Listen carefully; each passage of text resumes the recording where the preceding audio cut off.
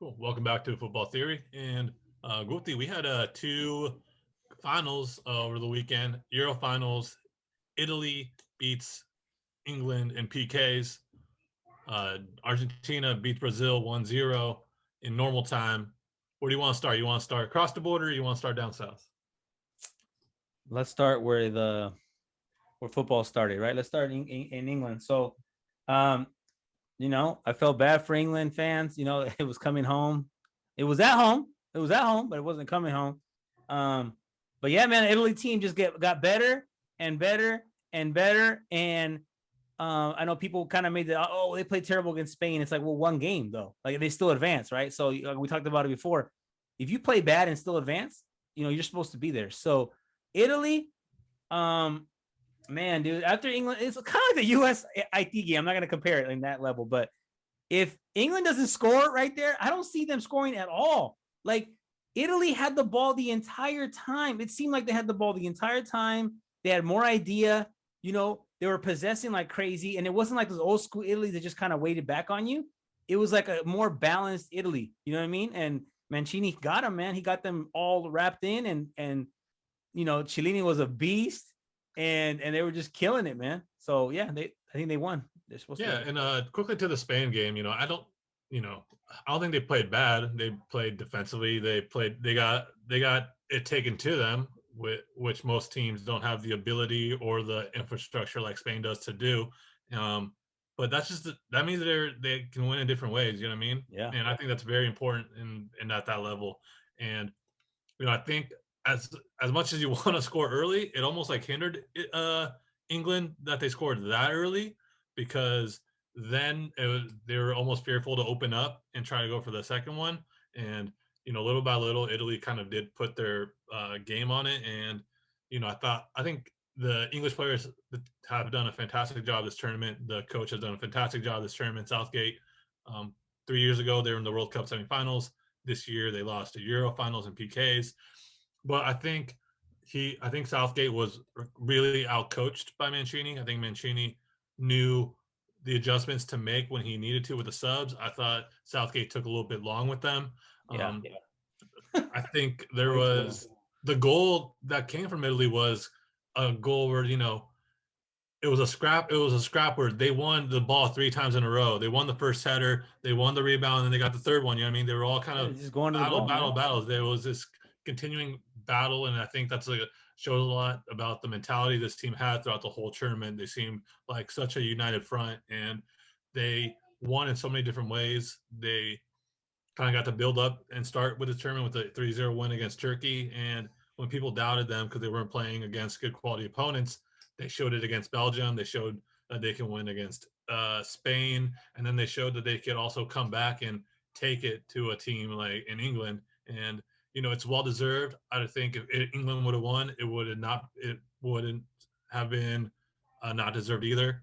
But I thought Mancini was better at the end of managing his team than Southgate was, especially when it comes to kind of the PK takers and the PK substitutes. I thought the two subs very late was a little weird, and then having Saka, who's 19, to be your fifth shooter is a little odd too.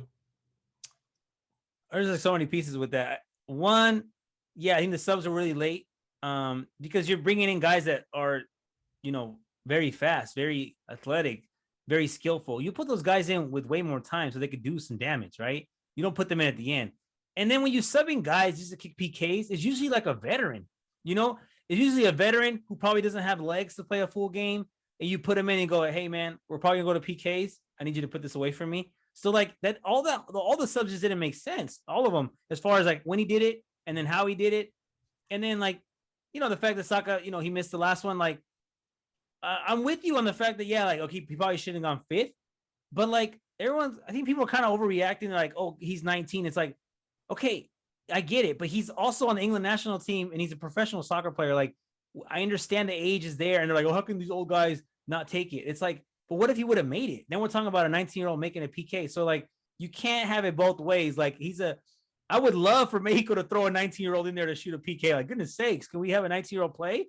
So I'm not really gonna like criticize the fact that he shot fifth. I think it's just the fact that like he missed. And so don't forget 2 other guys missed too, So, it just the subs didn't make sense because when you did them, they didn't the type of players that are coming in, why are you going to put them in so late? They're not going to have any time to do any damage. You know what I mean? So Yeah, and I think huge shout out has to go out to Donnarumma, who Italy out here just they go from one generational talent of a goalkeeper, and it looks like they're just going right into the next because Donnarumma is a beast. You know what I mean? Like and he just gives the me so hey, much. the walk off, no celebration. Like, come on, bro. Man, he gives me a lot of he reminds me a lot of Manuel Neuer, where his athleticism and his size are just this like ridiculous combination where he's so intimidating, so big, but he's so athletic, and he makes hard saves look so simple because of just how quick and how big he is. Mm-hmm. And man, he's gonna be a problem for the next 10 years, 15 years in the back for Italy. No, he's nice. He just signed with PSG today, so or yesterday, whatever it was. So for free, I think it was a free transfer too. So Yes, it was. yeah, he's dope. Yeah, and so I think Italy, great bouncing off, not making the World Cup 3 years ago. They like Mancini's done a fantastic job, kind of reforming and rebranding this national team and getting them all to buy in, and it's great for them moving forward. I think I think for England, it was super disappointing the loss, but for this collective group, I think if you're an English fan, like you make the World Cup semifinals 3 years ago, and you make this finals now, there's still optimism, and you have it, and they can keep going. And you should, and yeah, it sucks that you lost, but what you see here, I think, is something that you can be excited about in a year and a half from now too. And especially, yeah, it's just and they look like fantastic people, you know what I mean, which I think kind of gets lost in this. And we talked about the racism that the Trinidad players kind of got. Man, we see the racism that these players received right after, and all this bull that came after the defeat. You know, it leaves such a sour taste in your mouth because you kind of just see how the way kind of these athletes can kind of just be used as propaganda by whether it's political figures who crap on them for taking knees before the tournament starts and then jump on board when they see that they're building momentum to a finals, to fans who only want to cheer for them when they win. Um, but which breaks my heart, but to see this collective group of players who seemed like so generally nice, and Joe saying like Joe and just so caring, it's like I feel bad for them.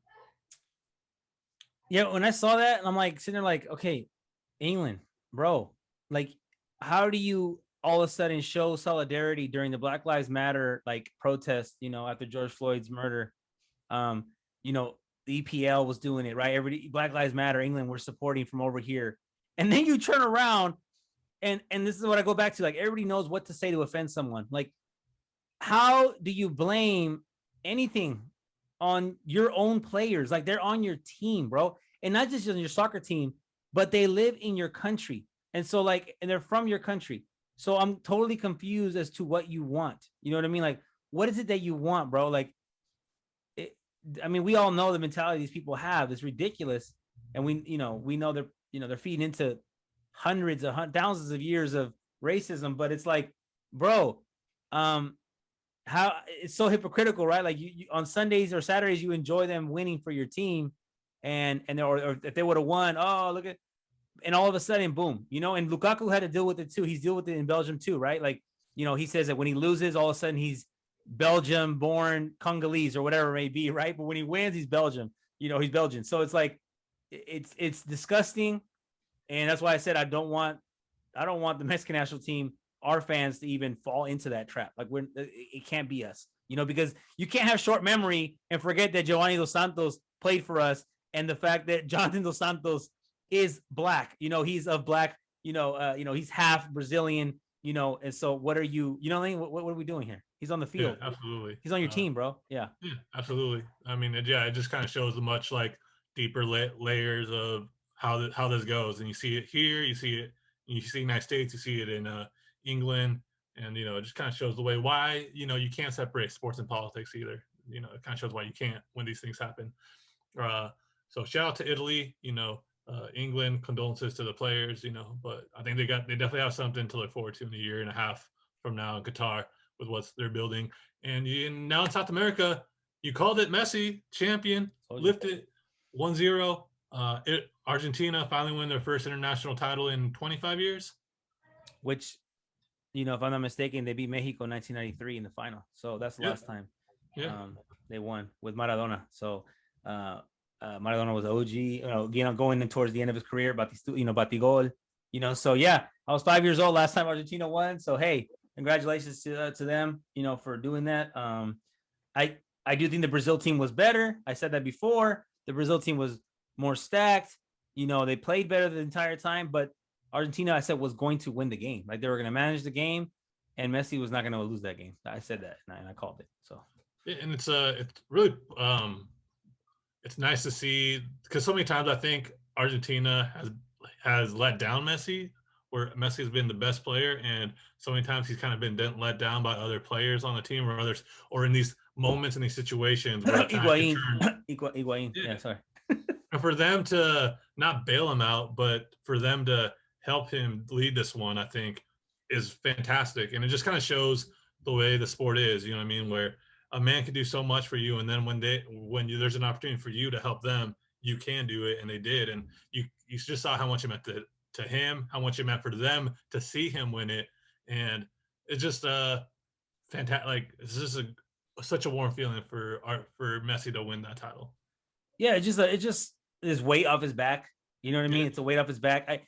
You got to see a couple things, and like you just said it, you hit it on the head. He carried that team for a long time. Like today, yeah, he is Messi and he's the veteran and he has like this crazy career and he is one of the best players still, but he's not carrying the team like he did before. Before, he literally carried the team and the guys will let him down. Like you said, like, okay, I got you, man. I'll pass it off to you. You score, we win the World Cup. Oh, never mind, you missed. So like one-on-ones or whatever. So like, yeah, I know he missed the PK too against Chile before, but like I said, it's a team effort. But he definitely has carried the team to the point where like it seemed like, oh, you feel bad for him, you feel bad for him, you feel bad for him. He even quit one time, right? He's like, I'm done. And now he finally got to do it, and he won. It's off his back. He's got one more World Cup left. It'll be the end of end of his run and end of Cristiano's run for sure. This next summer, next fall, next fall, Winter, yeah, winter, fall, winter, yeah. Yeah, went fall, yeah. So no, you're right. It's good because you just want because he's done so much for the game in general. So for him to finally get it, just answers a lot of questions for people who felt that he needed to win it. It wasn't.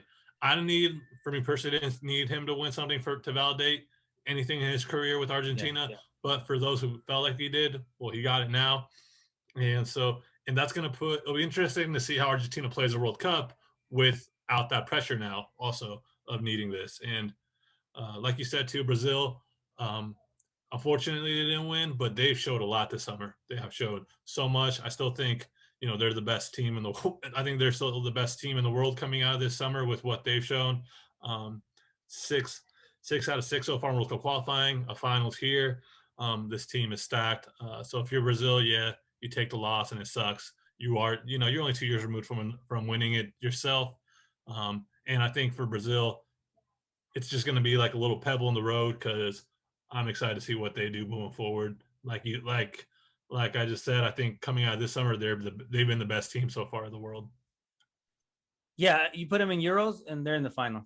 Yeah. So yeah, I mean, I think you put Argentina in Euros, they're not in the final. So that's what I said. I think Argentina just outplayed them that day, got the goal, won. But Brazil is I think, like you said, the most well balanced team, player per player. And man, I don't know. I would like to see them today, like not in a week or like not next year, but I like to see them today against Italy. Like let's just see this real quick. You know what I mean? But Yeah. it would be a really good game. It'd be crazy. Absolutely. But it's so funny because I think a lot of times because now the sport is all year round and it's every day. There's always something, and I think people just kind of look for what's the negative. I think for a lot of these teams coming out of the summer, there's been a lot of positives. A lot of positives coming out. Brazil, Argentina, England, Italy, Spain. Denmark. A lot of these nations got a lot of things that I think when the summer started, there were a lot of question marks, and now they kind of positive. I mean, yeah, there's some teams that are going to have some questions to be answered moving into qualifying as qualifying Right. goes on, like Germany, the Dutch as well. But for the most part, I think a lot of these countries can say, you know what, we got out of this. Um, there's some things we need to change. There's some things, but I think there's a lot of positives moving forward that it's not really changing. It's more like let's just keep it going, and how can we tweak it a little bit, but more improve, and then let the momentum go instead of now we got to start from scratch. I agree. Cool. And yeah,